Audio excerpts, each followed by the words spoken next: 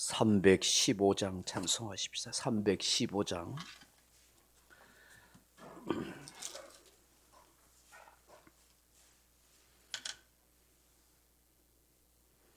찬송가 315장입니다. 내 주 대신 주를 참 사랑하고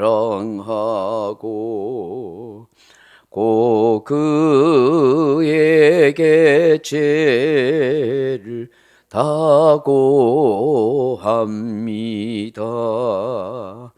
그 은혜를 주신 내 예수시니 이전보다도 사랑합니다. 주 날 사랑하사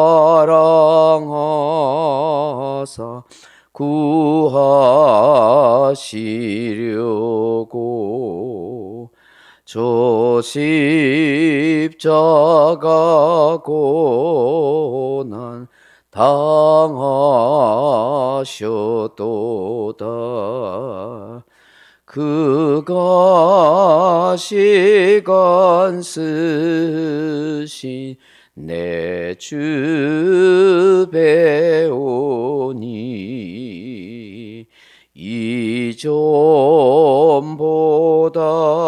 이전보다도 사랑합니다. 내 평생에 힘쓸 그 큰 의무는 주 예수의 덕을 늘 기림이라.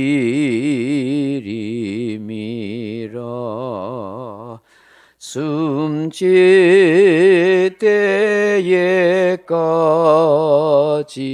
내 할 말씀은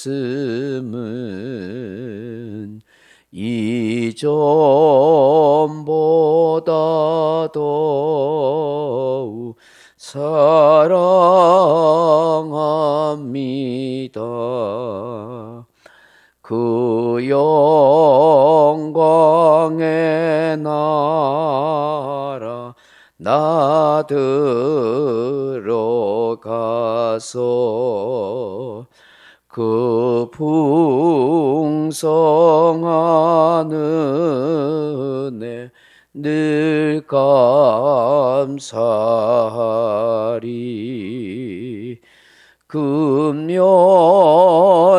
금연류간 쓰고 나 찬송할 말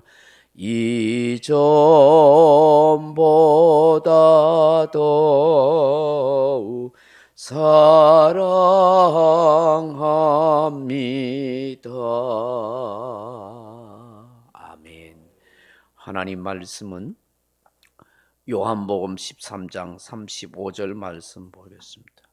요한복음 13장 35절의 말씀입니다. 요한복음 13장 35절 말씀 같이 읽겠습니다. 너희가 서로 사랑하면 이로써 모든 사람이 너희가 내 제자인 줄 알리라. 아멘. 사랑하는 성도 여러분, 우리가 예수 믿는 사람이란 것을 세상 사람들에게 어떻게 나타낼 수 있습니까? 어떻게 보여줄 수 있습니까? 모양도 외모도 말하는 것도 다 똑같은데 세상 사람들과 다르다 하는 것, 그리스도인이라 하는 것을 무엇으로 알 수가 있습니까? 똑같은 사람들이 군인의 제복을 입고 있는데 다 군인인데 어떻게 내 사랑하는 아들인지를 분간할 수가 있겠습니까? 뭔가 특징이 있어야 되지 않겠어요? 그걸 보고 저 똑같은 제복을 입고 있는 군인들이라도 내 아들이구나 하고 발견할 수 있는 것처럼 똑같은 모양을 하고 외모를 하고 있어도 저분은 그리스도인이구나. 저분은 정말 신자이구나, 성도이구나 하는 것을 알 수 있는 그런 것이 나타나야 하는 것이죠. 세상 사람과 다른 것으로 나타날 수 있는 거 말이 아니라 행동이고 삶인 것입니다. 그 중에 가장 그리스도인으로 세상에서 보여줄 수 있는 것, 저분은 그리스도인이구나, 참 신자이구나 하는 것을 알 수 있게 하는 것이 바로 사랑하는 것이죠. 사랑하는 모습을 보여주는 것이죠. 오늘 예수님께서도 말씀하는 것처럼 뭐라고 말씀합니까? 너희가 서로 사랑하면 이로써 모든 사람이 너희가 내 제자인 줄 알리라. 세상 사람들은 어떻다는 거예요? 서로 사랑하지 않는다는 것이죠. 서로 미워하고 시기하고 헐뜯고 남을 모략하고 끌어내리는 이런 세상의 모양이라는 것이죠. 요즘 정치판을 보면 그렇잖아요. 여야의 대선 후보들은 서로 약점을 물고 뜯으며 서로 비난하고 권력을 잡기 위해서 온갖 모략과 모함을 서로 주고받는 것을 보게 되잖아요. 이게 세상판이에요. 이게 세상의 사람들의 모습이에요. 근데 반대로 그리스도인들은 서로 사랑하는 거라. 사랑을 통해서 예수님의 제자인 것, 참 성도인 것을 알게 된다. 그렇게 말씀하는 거예요. 고린도서 13장을 사랑장이라고 그렇게 말합니다. 사랑의 본질, 사랑이 무엇인지를 잘 말씀해 주고 있어요. 이 고린도서 1장에서 13장 1절에서 3절에 보시면 그 어떤 행위를 하여도 사랑이 동기가 되지 않으면, 사랑이 밑바탕에 깔려 있지 않으면 아무 소용도 없고 가치가 없습니다. 그렇게 말씀하고 있어요. 아무리 신령한 은사를 받았다고 할지라도, 모든 지식을 통달한다고 할지라도, 산을 옮길 만한 대단한 믿음이 있다고 해도, 더 나아가서 내 몸을 불살라 줄 수 있는 정도로 그렇게 구제와 선행을 한다 할지라도 사랑이 없으면 아무 유익이 없습니다. 라고 그렇게 말씀합니다. 어떤 행위를 해도 그 밑바탕에, 그 동기에 사랑을 가지고 있지 않으면 아무런 가치도 의미도 소용도 없다는 것을 말씀하는 거예요. 그러면서 고린도서 13장 5절로 7절에 보시면 사랑이 진정 무엇인지, 사랑의 본질이 무엇인지를 자세히 말씀하고 있어요. 그 시작이 어떻게 시작하냐면 사랑은 오래 참고로 시작해요. 마지막 사랑은 견디느니라라고 끝잖아요. 사랑은 오래 참는 데서 시작해서 끝까지 견디는 인내, 오래 참는 대로 끝나는 거예요. 사랑의 가장 본질, 사랑의 가장 출발점은 그 사랑하는 사람에 대해서 내가 참고 또 참고 또 참아주는 데서 시작하고, 사랑도 마지막 끝까지 견디는 거예요. 내가 또 참고 또 참고 또 견뎌나가는 거예요. 여기 오래 참고라는 말은 히브리인들은 어떤 의미로 해석하냐 하면 지붕이 되어주고 라고 그렇게 해석해요. 사랑이 오래 참는다는 것, 그게 왜 지붕이 되어주는 걸까? 여러분, 지붕이 된다는 건 뭐예요? 모든 비바람이라든지 뜨거운 태양볕을 막아주고 보호해주는 역할을 하는 거예요. 집안에 있는 사람을. 그런 사랑을 오래 참는다는 건 뭐냐면 내 사랑하는 사람을 위한 내가 방패막이가 되어주고 내가 그의 보호자가 되어주는 거예요. 내 사랑하는 사람이 온갖 비난과 고난과 아픔과 상처를 받는 걸 내가 다 막아주는 거예요. 내가 저 사람을 사랑한다고 하면 저 사람이 비난받거나 고통받거나 상처받지 않도록 내가 다 그걸 막아주는 거. 그 일을 하는 것이 사랑이야. 사랑하는 사람을 비난하고 오히려 내가 상처 주는 것이 아니라 그 상처와 비난을 내가 다 감당하는 거예요. 또 사랑이 마지막으로 견디느니라 했지요. 이 견딘다는 이 히브리인들이 이 해석하는 것은 뭐냐면 보초가 되어주고 하는 거예요. 보초가 되어주고. 여러분 보초가 되어준다는 게 뭐예요? 적군이 아군의 진지 안에 들어오지 못하도록 내가 늘 경계병이 되어준다. 내가 잠자지 않고 늘 경계병이 되어준다는 것이죠. 이 또한 어떤 거예요? 내가 내 사랑하는 사람이 안전하게 지낼 수 있도록 편안하게 지낼 수 있도록 내가 최선을 다해서 그를 지켜준다는 거예요. 한마디로 이 사랑이라는 게 뭐예요? 희생적이고 헌신적인 정신을 가지고 그 사람을 보호하고 지켜주는 거예요. 사랑하기 때문에 내가 그 사람을 보호하고 지켜주는 거예요.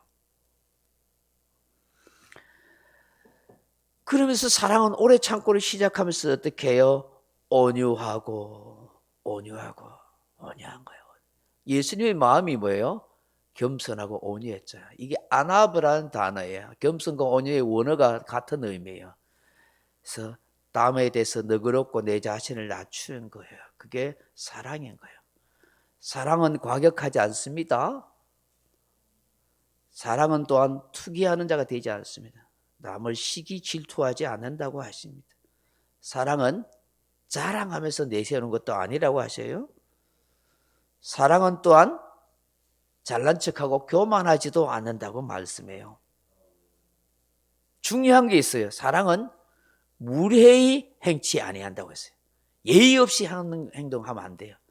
사랑하기 때문에 내가 상대방 가족과 이웃에게 예의를 철저하게 갖출 줄 아는 거예요.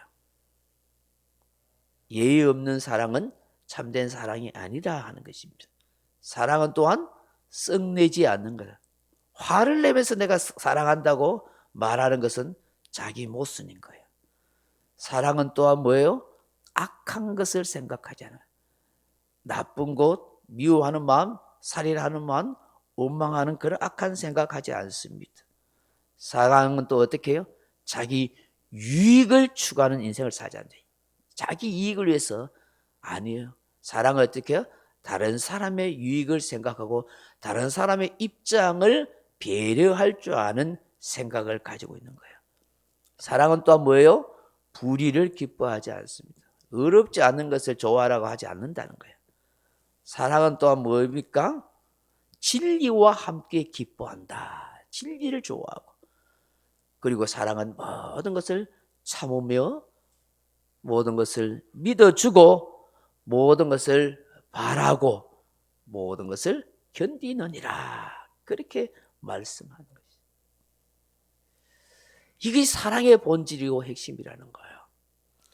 이 사랑을 우리가 서로 사랑할 때에 너희가 내 제자인 줄 세상 사람들이 안다는 거예요. 저는 세상 사람들이 알 수 있는 세 가지 사랑을 핵심적으로 이것이라고 생각해요. 첫째는 저는 위로하라 하는 거예요. 위로하라. 사랑하는 것을 증거할 수 있는 것이 무엇일까? 위로하는 것이라고 생각해요.